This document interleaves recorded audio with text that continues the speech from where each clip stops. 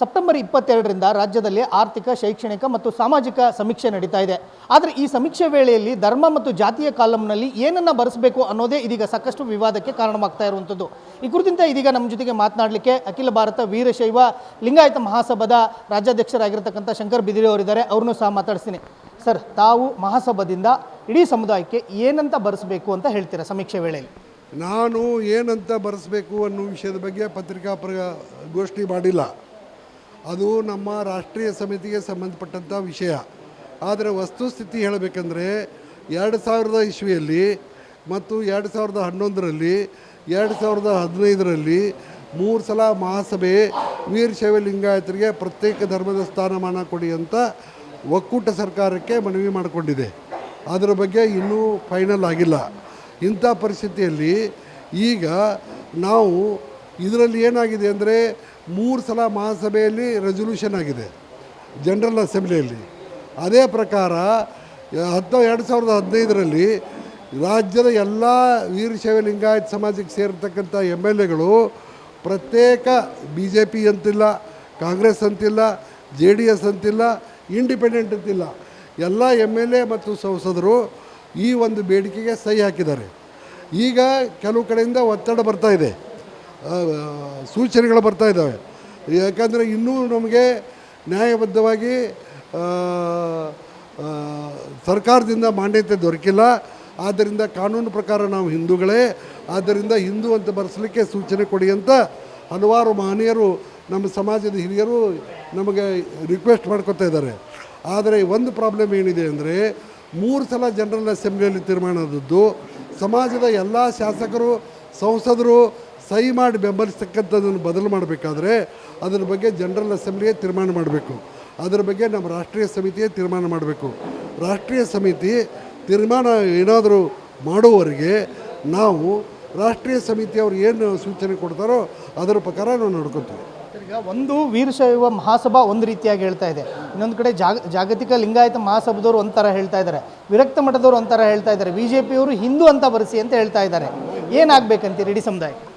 ನೋಡಿ, ದೊಡ್ಡ ಸಮುದಾಯ ಅಂದುಕೊಳ್ಳೇ ಇರ್ತದೆ. ಇದೇ ಥರದ ಪ್ರಾಬ್ಲಮ್ಗಳು ಎಲ್ಲ ಧರ್ಮದಲ್ಲಿದ್ದಾವೆ, ಎಲ್ಲ ಸಮಾಜದಲ್ಲಿ ಇದ್ದಾವೆ. ಬರೀ ನಮ್ಮ ಸಮಾಜದಲ್ಲಿ ಇದೆ ಅಂತ ಹೇಳೋಕ್ಕಾಗಲ್ಲ. ಇದು ಬರೀ ನಮ್ಮ ಸಮಾಜದಲ್ಲಿ ಇದೆ ಅಂತ ಹೇಳೋಕ್ಕಾಗಲ್ಲ. ಇವು ಇದ್ದಾವೆ, ನಿಜ.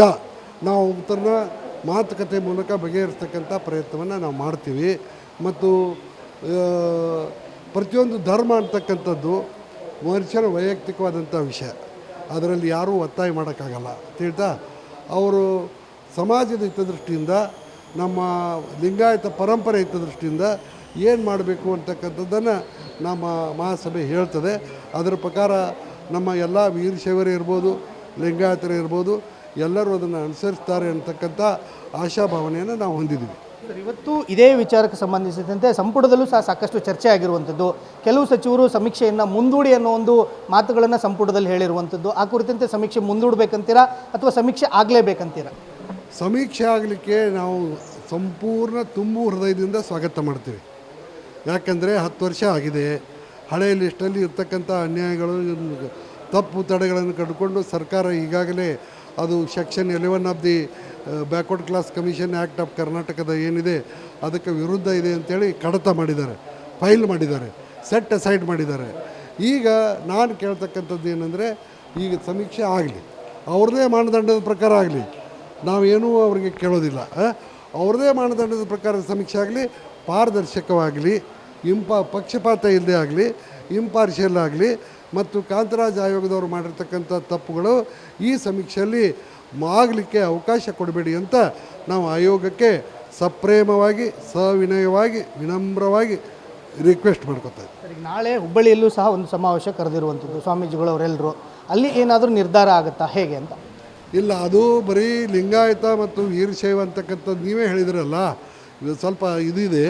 ಅವ್ರನ್ನೆಲ್ಲ ಒಂದು ಮಾಡೋ ಸಲುವಾಗಿ ಕರೆದಿರ್ತಕ್ಕಂಥದ್ದು, ನಮ್ಮ ಏಕತೆಯನ್ನು ಘೋಷಿಸುವ ಸಲುವಾಗಿ ಕರೆದಿರ್ತಕ್ಕಂಥದ್ದು. ಅದಕ್ಕೂ ಇದಕ್ಕೂ ಏನು ಸಂಬಂಧ ಇಲ್ಲ. ಕೊನೆಯದಾಗಿ ಈ ಸಮೀಕ್ಷೆ ವೇಳೆಯಲ್ಲಿ ಯಾವ ರೀತಿಯಾಗಿ ಸಮೀಕ್ಷೆ ವೇಳೆಯಲ್ಲಿ ಯಾವ ರೀತಿಯಾಗಿ ಸಮುದಾಯ ಅಂಕಿ ಸಂಖ್ಯೆಗಳನ್ನು ನೀಡಬೇಕು ಅಂತ ಹೇಳ್ತೀರಾ? ಅವರು ಜಾಗ್ರತೆಯಾಗಿ ಅವ್ರದ್ದು ಏನು ಪರಿಸ್ಥಿತಿ ಇದೆಯೋ ನಿಜ ಅದನ್ನು ಹೇಳಿದರೆ ಸಾಕು. ಇದರಾಗ ಏನೂ ತಪ್ಪಿಲ್ಲ ತಿಳಿತಾ. ಅವ್ರದ್ದು ನಿಜ ಪರಿಸ್ಥಿತಿ ಏನಿದೆ ಅದನ್ನು ಹೇಳಿದರೆ ಸಾಕು. ಹಿಂದೂ ಲಿಂಗಾಯತ್ ಅಂತ ಬರೆಸ್ಬೇಕಂತಿರೋ, ಧರ್ಮದ ಕಾಲಮ್ನಲ್ಲಿ ಹಿಂದೂ ಉಪಪಂಗಡದಲ್ಲಿ ವೀರಶೈವ ಲಿಂಗಾಯತ್ ಅಂತ ಬರೆಸ್ಬೇಕಂತಿರೋ, ಯಾವ ರೀತಿಯಾಗಿ ಒಂದು ಸಂದೇಶ ಕೊಡ್ತೀರಾ? ನಮ್ಮ ರಾಷ್ಟ್ರೀಯ ಸಮಿತಿಯವರು ನೀಡಿರುವ ಸೂಚನೆ ಪ್ರಕಾರ ಧರ್ಮದ ಕಾಲಮ್ನಲ್ಲಿ ವೀರಶೈವ ಲಿಂಗಾಯತ್ ಅಂತ ಬರೆಸ್ಬೇಕು, ಜಾತಿ ಕಾಲಮ್ನಲ್ಲಿ ವೀರಶೈವ ಅಂತ ಬರೆಸ್ಬೋದು ಅಥವಾ ಲಿಂಗಾಯತ್ ಅಂತ ಬರೆಸ್ಬೋದು, ಉಪಜಾತಿ ಕಾಲಮ್ನಲ್ಲಿ ನಿಮ್ಮ ಜಾತಿ ಏನಿದೆ ಅದನ್ನು ಬರೆಸ್ಬೋದು. ಸಮೀಕ್ಷೆಯಲ್ಲಿ ಎಲ್ಲರೂ ಪಾಲ್ಗೊಳ್ಳಿ ಅಂತೀರಾ ಈ ಸಾರಿ? ಯಾಕಂದರೆ ಕಳೆದ ಬಾರಿ ಸಾಕಷ್ಟು ಸಮೀಕ್ಷೆ ವೇಳೆಯಲ್ಲಿ ಎಲ್ಲರೂ ಸಮೀಕ್ಷೆ ಮಾಡೇ ಇಲ್ಲ ಅನ್ನೋ ಒಂದು ಆರೋಪ ಬಂದಿತ್ತು. ಸಂತೋಷ, ಈ ಸಲ ಪ್ರತಿಯೊಬ್ಬರೂ ಪಾಲ್ಗೊಳ್ಳಿ, ಆಯೋಗದವರು ಪ್ರತಿಯೊಂದು ಕಡೆ ಹೋಗಲಿ, ಒಂದೆರಡು ದಿವಸ ತಡ ಆದರೂ ಅಡ್ಡಿ ಇಲ್ಲ, ಸಮರ್ಪಕವಾಗಿ ಸರಿಯಾದ ರೀತಿಯಲ್ಲಿ ಸಮೀಕ್ಷೆ ಆಗಲಿ.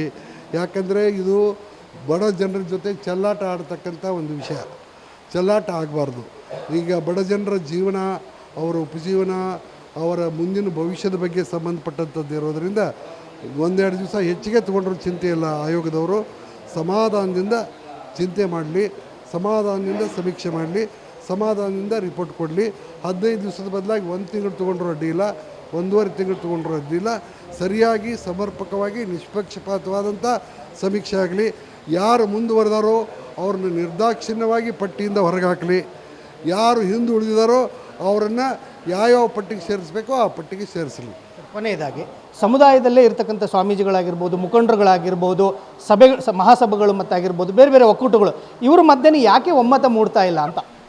ಇದು ಏನಾಗಿದೆ, ನಮ್ಮವರು ಹೆದರಿಕೊಂಡು ಬಿಟ್ಟಿದ್ದಾರೆ. ಈಗ ನೋಡಿ, ನಮ್ಮ ಗಾಣಿಗ ಸಮಾಜ ಅನ್ನೋದು ಲಿಂಗಾಯತ ಧರ್ಮಕ್ಕೆ ನಿಷ್ಠವಾಗಿರ್ತಕ್ಕಂಥ ಸಮಾಜದಲ್ಲಿ ಗಾಣಿಗ ಸಮಾಜನೂ ಒಂದು ಭಾಳ ದೊಡ್ಡ ಸಮಾಜ, 10 ಲಕ್ಷಕ್ಕಿಂತ ಹೆಚ್ಚು ಪಾಪ್ಯುಲೇಷನ್ ಇದೆ. ಅದೇ ಪ್ರಕಾರ ನೇಕಾರ ಅಥವಾ ಜಾಡರು ಅಥವಾ ಮಗ್ಗದವರು ಅಂತಕ್ಕಂಥವ್ರಿಂದ ಅದು ಒಂದು ದೊಡ್ಡ ಸಮಾಜ. ಅವ್ರದ್ದು ರೈತರನ್ನು ಬಿಟ್ಟರೆ ಅತಿ ದೊಡ್ಡ ಸಮುದಾಯ ಇರೋದು ಅವ್ರದ್ದು. ಆದರೆ ಅವ್ರಿಗೆ ಎಷ್ಟು ಭಯ ಆಗಿದೆ 50 ವರ್ಷದಲ್ಲಿ ಅನುಭವಿಸ್ತಕ್ಕಂಥ ಯಾತನೆಯಿಂದಾಗಿ, ಅವರು ಲಿಂಗಾಯತರು ಬೇಡ, ವೀರಶೈವರು ಬೇಡ, ಬರೀ ಹಿಂದೂ ಜಾಡರು, ಹಿಂದೂ ಗಾಣಿಗ ಅಂತ ಬರ್ಸು ಮಟ್ಟಕ್ಕೆ ಬಂದಿದ್ದಾರೆ ಹೇಳ್ತಾ. ಆದ್ದರಿಂದ ನಿಷ್ಪಕ್ಷಪಾತವಾಗಿ ತನಿಖೆಯಾಗಿ ಅವ್ರಿಗೆ ನ್ಯಾಯ ಸಿಕ್ಕರೆ ಅವರೆಲ್ಲರೂ ಓಪನ್ ಆಗಿ ಲಿಂಗಾಯತರು ಅಂತ ಹೇಳ್ಕೊಳ್ತಾರೆ. ಇದಿಷ್ಟು ವೀರಶೈವ ಮಹಾಸಭಾದ ರಾಜ್ಯಾಧ್ಯಕ್ಷರಾಗಿರ್ತಕ್ಕಂಥ ಶಂಕರ್ ಬಿದಿರಿ ಅವರ ಮಾತುಗಳು. ಕ್ಯಾಮರಾಮನ್ ಅಜಯ್ ಜೊತೆ ವೀರೇಶ್ ದಾನಿ, guarantee news, Bengaluru. Guarantee news, ಸುದ್ದಿ ಖಚಿತ, ನ್ಯಾಯ ನಿಶ್ಚಿತ.